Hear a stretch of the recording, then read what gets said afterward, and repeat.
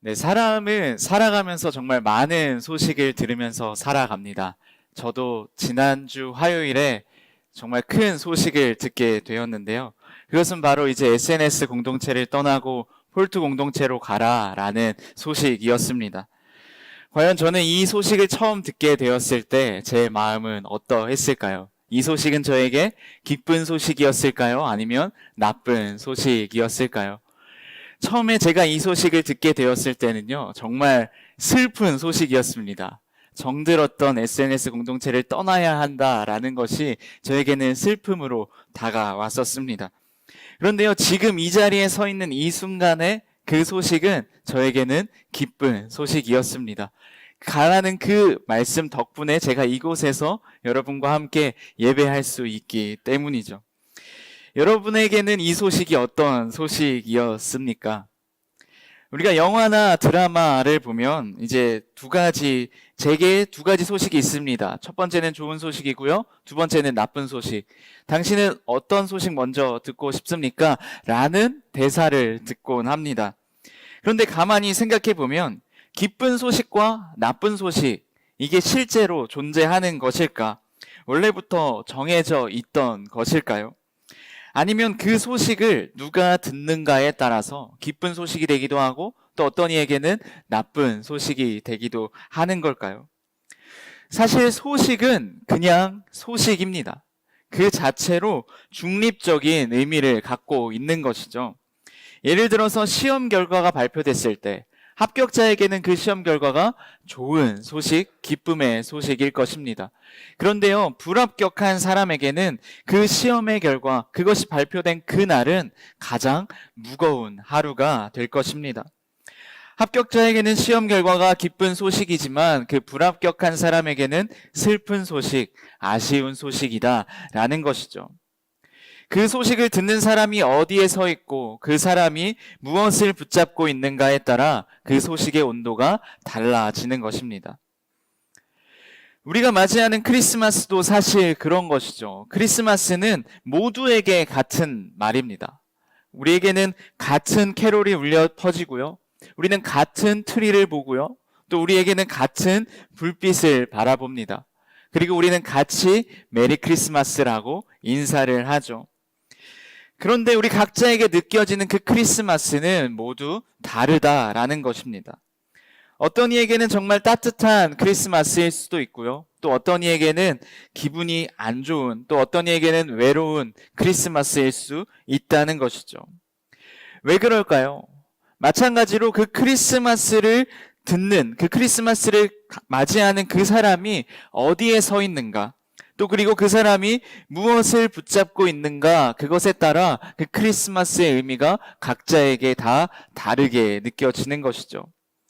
사랑하는 여러분, 바라고 소망하기는 다가오는 그 성탄이, 다가오는 크리스마스가 우리에게 따뜻한 크리스마스, 기쁜 크리스마스, 행복한 크리스마스가 되기를 예수님의 이름으로 축복합니다. 그러한 크리스마스를 보내려면 우리는 우리가 서 있는 그곳에서 어떻게 크리스마스를 마주해야 될까? 그리고 어떻게 해야 우리가 따뜻한 크리스마스를 보낼 수 있을까? 오늘 말씀을 통해 함께 나누기를 소망합니다. 우리 함께 읽었던 말씀 1절에서 3절까지를 다시 한번 읽어보도록 하겠습니다. 함께 읽겠습니다. 헤로드 왕 때에 유대 베들레헴에서 예수께서 태어나시자 동방에서 박사들이 예루살렘에 찾아와 물었습니다. 유대 사람의 왕으로 나신 분이 어디 계십니까? 우리는 동방에서 그의 별을 보고 그에게 경배드리러 왔습니다. 헤롯 왕은 이 말을 듣고 심기가 불편했습니다. 예루살렘도 온통 떠들썩했습니다. 아멘. 여러분, 예수님이 태어났다라는 그 소식이 들렸을 때 그 앞에 반응이 다르게 나타납니다. 두 가지의 반응이 나타났는데요. 한쪽에는 동방 박사들이 있고 다른 한쪽에는 헤롯 왕이 있었습니다. 동방 박사들은 단순히 별을 좋아하는 사람들이 아니라 메시아를 기다리던 사람들이었습니다.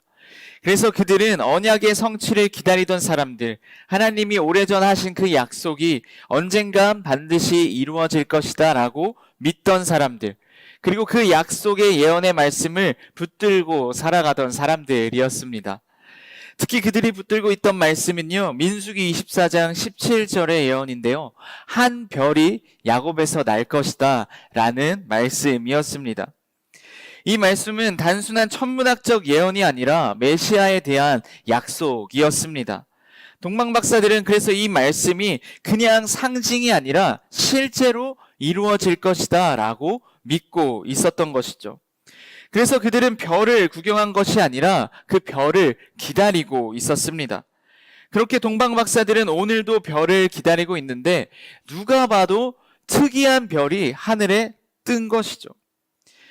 그래서 그들은 그 별을 보자마자 주저함 없이 저것은 말씀의 별이다. 그 약속이 지금 이루어지고 성취되고 있는 중이다 라고 믿었습니다.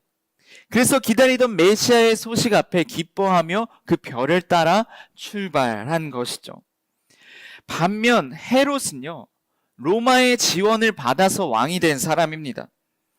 그래서 로마의 힘으로 왕이 된 사람이다 보니 혈통적으로 왕족이 아니었고, 그러다 보니 스스로 나는 언제나 밀려날 수 있는 왕이다 라고 생각했습니다.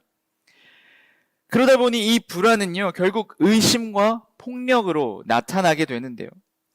헤롯은 자기의 왕권을 누가 침범하려고 한다면, 자신의 왕권을 위협하려고 한다면 가족도 측근도 아이도 가리지 않고 다 죽여버렸습니다.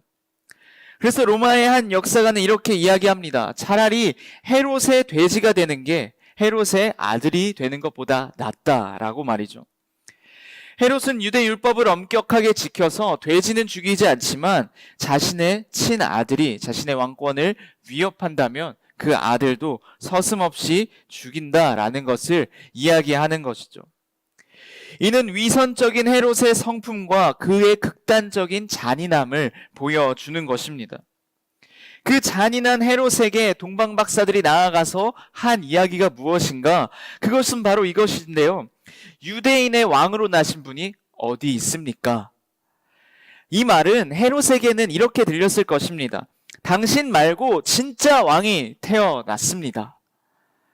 그래서 성경은 이야기하는 것이죠. 헤롯이 이 말을 듣고 심기가 불편했다. 헬라어 원어로 보면 이 불편했다라는 말은 심하게 요동했다, 심하게 극도로 불안을 느꼈다라는 말입니다. 헤롯은 자신이 권력의 자리, 왕의 자리, 그 주인공의 자리에 앉고 싶었는데요. 가뜩이나 권력을 지키기 위해 물불 안 가리던 그 헤롯에게 내가 주인공이고 싶은데 진짜 주인공이 이곳 가운데 나타났습니다 라고 이야기한 것이죠. 그러니 헤롯의 입장에서는 지금 이 상황이, 자신이 들은 이 소식이 얼마나 불안했을까요? 그러나 동방박사들은 달랐습니다. 그들은 예수님의 탄생을 우리에게 진정한 왕이 오셨다라고 믿었습니다. 왜냐하면 이 사람들은, 동방박사들은 하나님의 약속을 믿고 신뢰하던 사람들이었기 때문이죠. 동방박사들은 이 크리스마스의 주인공이 내가 아니라 너가 아니라 예수님이다 라는 것을 알고 있었습니다. 그래서 동방박사들에게 예수님의 오심은 기쁜 소식이었고 따뜻한 소식이었습니다. 그러나 헤롯에게는 불안의 소식이 되었던 것이죠. 사랑하는 여러분, 그렇기에 우리가 이 크리스마스가 따뜻하고 기쁜 날이 되기 위해서는요, 예수님이 크리스마스의 주인공이시다라는 사실을 인정해야 합니다. 예수님만이 우리의 진짜 왕이시다라는 사실을 인정해야 한다라는 것이죠. 그래서 그분이 이 땅의 왕으로 우리를 위해 오셨다라는 것을 인정해야 하는 것입니다. 사랑하는 여러분, 그러기 위해 우리는 내 안에 헤롯을 죽여야 합니다. 우리 옆 사람에게 이렇게 선포하겠습니다. 내 안에 헤롯을 죽일지어다. 내 안에 헤롯을 죽일지어다. 우리 안에 헤롯은 무엇일까요? 내 안에 헤롯, 그것은요, 내가 스스로 왕이 되려는 모습입니다. 이처럼 내 인생의 주인이 되기 위해 예수 그리스도를 왕으로 모시기를 거부하고요, 또 예수 그리스도께서 나의 왕이심이 고백되지 않고 그것이 인정되지 않는 것이 바로 헤롯의 모습입니다. 그것이 바로 내 안에 헤롯인 것이죠. 그렇게 우리가 해야 하는 것은 무엇인가? 내 안에 헤롯을 죽이고 내가 왕이 되려 하는 그 모습을 내려놓고 예수 그리스도께서 나의 왕이심을 고백하는 우리가 되어야 하는 것입니다. 사랑하는 여러분, 다가오는 성탄이 내 안에 헤롯을 죽이고 예수 그리스도께서 나의 왕이심을 고백하는 시간이 되기를 주님의 이름으로 축복합니다. 우리 이어지는 8절 그리고 10절 말씀 다시 한번 한 목소리로 읽도록 하겠습니다. 함께 읽겠습니다. 헤롯은 박사들을 베들레헴으로 보내며 말했습니다. 가서 샅샅이 뒤져 그 아이를 꼭 찾으라. 그리고 아기를 찾자마자 나에게도 알리라. 나도 가서 아기에게 경배할 것이다. 박사들은 왕의 말을 듣고 다시 길을 떠났습니다. 그런데 동방에서 보았던 그 별이 그들보다 앞서가서 아기가 있는 곳 위에 멈춰 섰습니다. 박사들은 별을 보고 뛸 듯이 기뻤습니다. 아멘. 여러분, 본문 말씀에 보면요, 헤롯이 이야기합니다. 가서 그 아기를 꼭 찾아라. 그리고 찾자마자 나에게 알려줘라. 나도 가서 그 아기에게 경배하겠다라고 이야기했습니다. 이 말만 들으면 어떤가요? 이 헤롯이 진짜 신앙적인 사람이구나. 이 헤롯이 하나님을 예배하는 사람이구나 라고 들립니다. 나도 경배하겠다. 나도 예수님을 만나겠다 라고 이야기하고 있는 거죠. 그런데 우리는 이미 알고 있습니다. 이 헤롯은요, 자신의 왕권을 해치려고 하는 자는 가족도 상관없이 다 죽여버리는 사람이다라는 것을요. 그렇기에 이 헤롯의 마음에는요, 진짜 경배가 아니라 제거하기 위한 마음이 있었던 것입니다. 그래서 그는 직접 가지 않았습니다. 그 별이 움직이고 있었는데 그 별을 따라 발걸음을 내딛지 않았습니다. 그는 예수님께 나아가지 않았던 것이죠. 왜일까요? 왜 이 헤롯은 나아가지 않았을까요? 헤롯은 왕의 자리를 내려놓을 마음이 결코 없었기 때문입니다. 그래서 그는 입으로는 경배를 이야기했지만 삶으로는 결코 움직이지 않았던 것이죠. 반면에 9절과 10절 말씀을 보면 이 동방 박사들은 왕의 말을 듣고 길을 떠납니다. 다시 길을 떠납니다. 그리고 그 별이 아기가 있는 그곳에 머물렀을 때 박사들은 그 별을 보고 기뻐 뛰었습니다. 여기서 중요한 표현이 바로 그것인데요. 다시 길을 떠났다. 동방 박사들은 말로만 믿던 사람들이 아니었습니다. 헤롯에게 와서 왕이 어디서 나셨습니까? 그 아기가 어디 있습니까? 물었을 때 다시 그곳에서 출발하게 되었다라는 것이죠. 그들은 별을 보고 떠났고 별을 따라 움직였고 다시 그 별을 향해 걸어갔습니다. 끝까지 나아갔던 것이죠. 그리고 성경이 이야기합니다. 그들은 그 별이 머문 그곳에서 기뻐 뛰었다. 이 표현은요, 잠깐의 감정이 아니라 정말 터져나오는 깊은 기쁨을 이야기하는 것입니다. 그들은 왜 그렇게 기뻐할 수 있었을까요? 그들은 왜 그 별이 머문 그곳에서 기뻐 뛸 수 있었을까요? 동방 박사들의 기쁨은요, 별이 멈춘 그곳에 정말 아름다운 피아노 선율이 흘러나오고 있어서, 그리고 예수님이 머문 그곳이 너무나 아름다운 장소여서 여기까지 걸어온 것이 너무 힘들었는데 마침내 그 별이 멈춰서 내가 꼬린 지점에 도착했구나. 그래서 그들이 기뻤던 것이 결코 아니었습니다. 그들의 기쁨은 분위기나 감정이 아니었던 것이죠. 그들이 기뻐했던 이유는 분명했습니다. 기다리던 약속이 이루어졌기 때문입니다. 그들은 야곱에게서 한 별이 나온다라는 그 예언을 붙들고 오랫동안 메시아를 기다리던 사람들이었습니다. 그렇게 기다림 끝에 드디어 약속이 이루어졌다라는 사실을 발견하게 된 것이죠. 또한 그들은 구원의 시작을 보았기 때문입니다. 아직 아기였지만 그 아기 예수가 이 땅에 오신 의미를 그들은 알고 있었기 때문이죠. 하나님이 약속을 지키셨다. 하나님이 우리를 결코 잊지 않으셨다라는 사실을 그들은 깨닫게 되었기 때문입니다.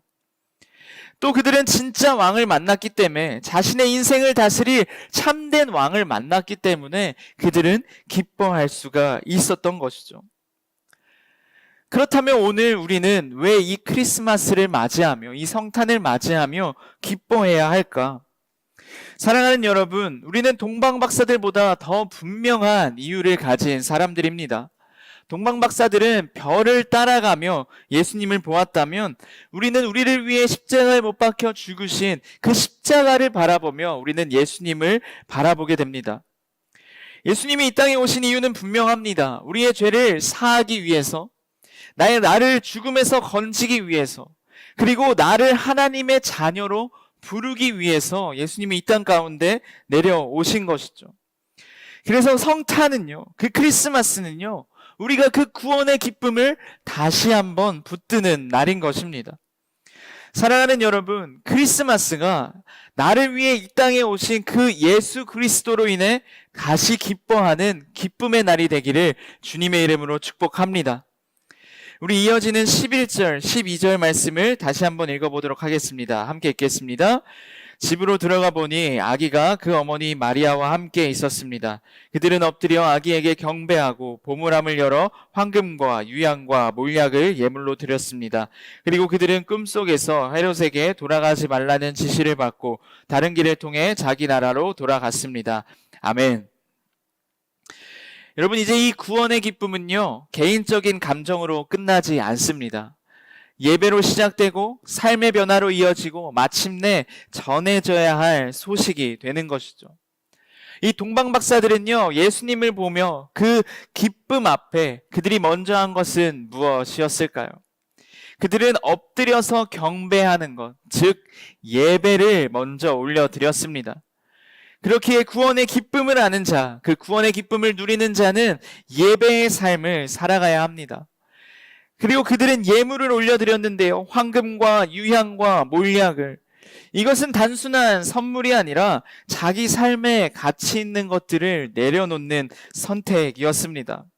구원의 기쁨은 나 구원받았다, 와 기쁘다 라고 끝나는 것이 아니라 구원받았기 때문에 내가 붙들고 있는 그것들을 내려놓을 수 있어야 하는 것입니다. 그것이 나의 자존심일 수도 있고요, 그것이 나의 계획일 수도 있고요, 내가 왕처럼 붙들고 있던 나의 삶의 주도권일 수도 있습니다. 내가 세상에서 붙들고 있던 것들보다 그 구원의 기쁨이 더 크다라면 우리는 그것들을 당당히 내려놓을 수 있어야 하는 것이죠. 그래서 내가 소중하게 여기는 것들을 하나님께 올려드릴 수 있어야 하는 것입니다. 그런데 오늘 본문은 여기서 끝나지 않습니다. 그들은 꿈속에 헤롯에게 돌아가지 말라라는 메시지를 받게 됩니다. 그리고 헤롯에게 돌아가지 않고 다른 길을 통해서 자신들의 나라로 돌아갔습니다. 그들이 돌아가지 않은 길은 무엇인가? 헤롯에게로 가는 길, 헤롯을 지나가는 길입니다. 헤롯이 상징하는 것은 무엇인가? 자기가 왕이 되는 것, 자기 중심적인 것, 그리고 예수 그리스도를 위협이다라고 여기는 삶입니다. 동방박사들은 이제 그 길로 돌아갈 수가 없었습니다. 왜냐하면 그들은 진짜 왕을 만났기 때문이죠. 그 구원의 기쁨은 아기 예수님을 만난 예수 그리스도께 예배하고 경배한 그들에게는 삶의 방향이 바뀌게 된 것입니다.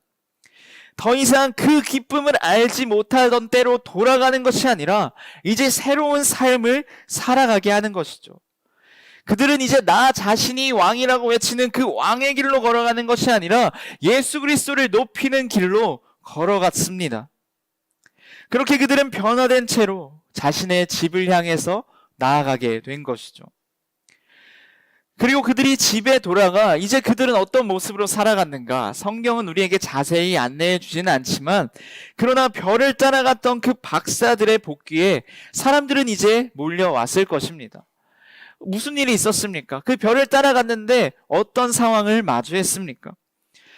자신들의 물어오는 그 사람들 앞에 그들은 자신들이 만난 예수 그리스도를, 그리고 우리에게 찾아온 예수 그리스도를 전했을 것입니다.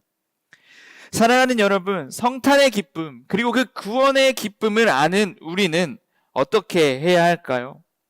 이제 우리는 그 기쁨을 갖고, 그 기쁨을 누리고, 그 기쁨을 들고 우리는 그 기쁨을 전하러 나아가야 하는 것입니다. 그래서 우리가 크리스마스 블레싱으로 나아가는 것이죠.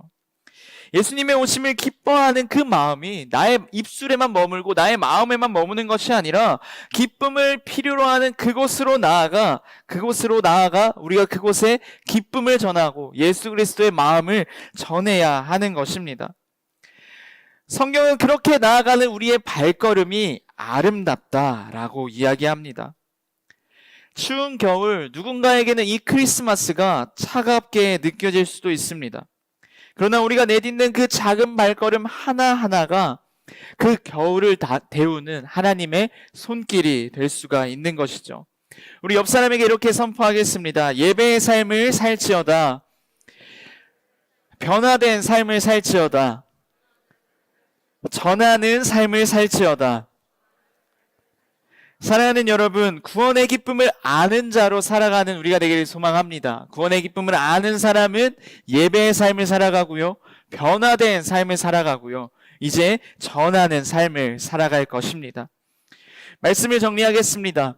오늘 우리는 동방 박사와 헤롯의 모습을 보며 어떻게 우리가 따뜻한 크리스마스를 보낼 수 있을까? 그것에 대해 말씀을 통해 살펴보았는데요. 우리는 먼저 첫 번째로 예수님이 왕이심을 선포하며 살아가야 합니다. 내 안에 헤롯을 내려놓고 어떻게 해야 따뜻한 크리스마스를 보낼 수 있을까? 내가 왕 되고 싶어하는 나의 마음을 내려놓고 이 땅에 왕으로 오신 예수 그리스도를 나의 주인으로 여기며 그분이 내 삶의 왕이심을 선포하며 살아가야 하는 것이죠. 그리고 두 번째로 우리는 예수님으로 인해 기뻐해야 합니다. 예수님이 이 땅에 오신 이유는 죄인인 우리를 구원하기 위해서, 죽을 수밖에 없는 우리를 살리기 위해서, 우리를 구원하기 위해 이 땅에 오신 그 예수님으로 인해 우리는 기뻐해야 하는 것이죠. 마지막으로 우리는 그 기쁨을 나만 갖고 있는 것이 아니라, 그 기쁨이 한순간의 기쁨으로 끝나는 것이 아니라 그 기쁨을 아는 자로, 그 기쁨을 누리는 자로 살아가야 합니다. 구원의 기쁨을 아는 자는 예배하며 살아가고요, 이전과는 다르게 살아가고요, 그 기쁨을 전하며 살아갑니다. 예수님을 필요로 하는 자리가 어디인가? 예수님이 있어야 하는 자리가 어디인가? 우리는 그곳을 발견했다면 그곳으로 나아가 복음을 전하고 그 구원의 기쁨을 함께 나누며 살아가야 하는 것이죠. 사랑하는 여러분, 성탄의 주인공은 우리가 아닙니다. 크리스마스의 주인공은 우리가 아닌 것이죠. 크리스마스는 우리가 기뻐하고 우리가 높아지는 날이 아니라 예수 그리스도가 높아지는 날입니다. 그래서 우리는 그분이 왜 이 땅에 오셨는가를 세상 가운데 전해야 하는 것이죠.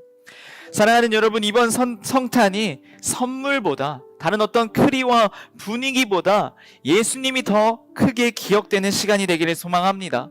또한 다른 어떤 것보다 복음이 더 선명해지는 시간이 되기를 예수님의 이름으로 축복합니다. 그리고 그 복음을 나 혼자만 누리는 것이 아니라 세상 가운데 흘려보내는 우리가 되기를 다시 한번 예수님의 이름으로 축복합니다. 우리를 위해 이 땅에 오신 그 예수님께 영광의 박수 올려드리겠습니다.